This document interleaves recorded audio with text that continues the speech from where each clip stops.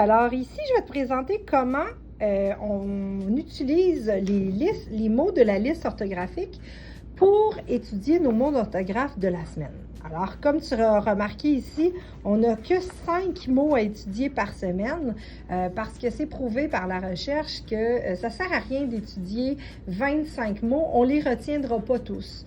Donc, la façon qu'on fait ça, c'est qu'il y a un protocole vraiment très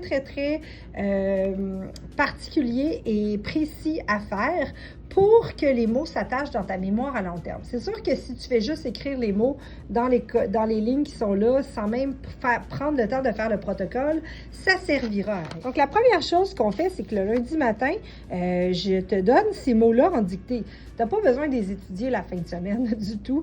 Le but de ça, c'est qu'on puisse voir comment tu écris les mots par instinct directement, sans même que tu aies pris le temps de voir le mot, quel que tu connais bien et lesquels tu as besoin de revoir et d'apprendre à mieux écrire.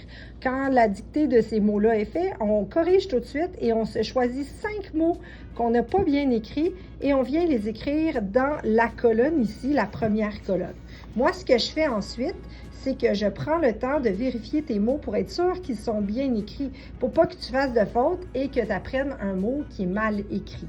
Ensuite, à la maison, le soir, tu peux suivre les étapes ici pour étudier tes mots. Donc, le protocole est très bien expliqué.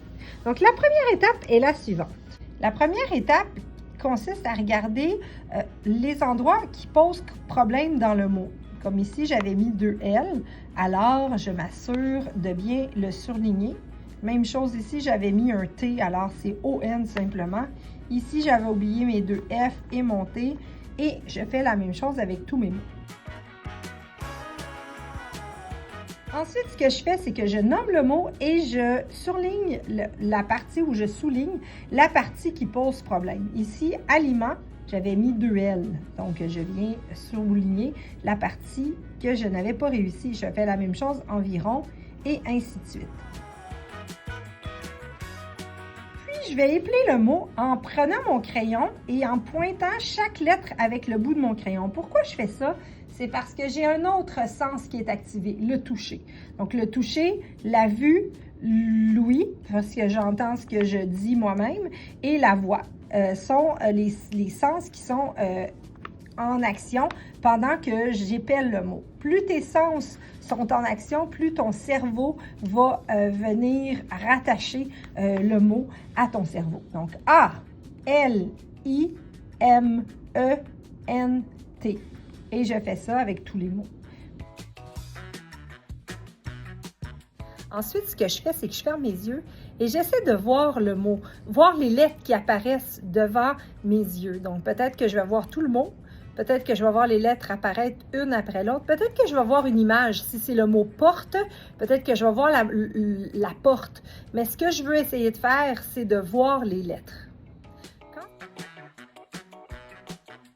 Après, ce que je fais, c'est que j'écris le mot 3 fois dans les 3 colonnes en épelant le mot avec ma voix. Donc, je dois m'entendre le dire. Et je peux même dire la lettre que je n'ai pas réussi au départ, mais le dire plus fort. Donc, par exemple, A, L, I. Et je l'écris un petit peu plus fort aussi. M, E, N, T, comme s'il était en plus foncé. A, L, I, M, E, N, T. A, L, I, M, E, N, T. Alors,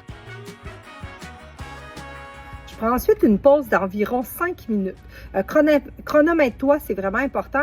Puis quand je parle de pause, bien sûr, regarde avec tes parents quel type de pause tu peux faire. Ça peut être une pause où est-ce que tu fais juste comme relaxer, une pause où tu prends 5 minutes de lecture, où tu t'en vas courir autour du bloc ou encore jouer dans ta cour pendant 5 minutes, mais il ne faut pas dépasser 5 minutes, c'est vraiment important. Pendant ce temps-là, ce qui arrive, c'est que toi, tu as l'impression que tu fais rien, mais ton cerveau, il fait quelque chose. Il va aller rattacher ce que tu as appris dans ta mémoire à long terme. Après ton 5 minutes de pause, tu devras cacher la partie que tu as déjà fait, puis tu vas essayer d'écrire le mot par toi-même. Alors, j'y vais.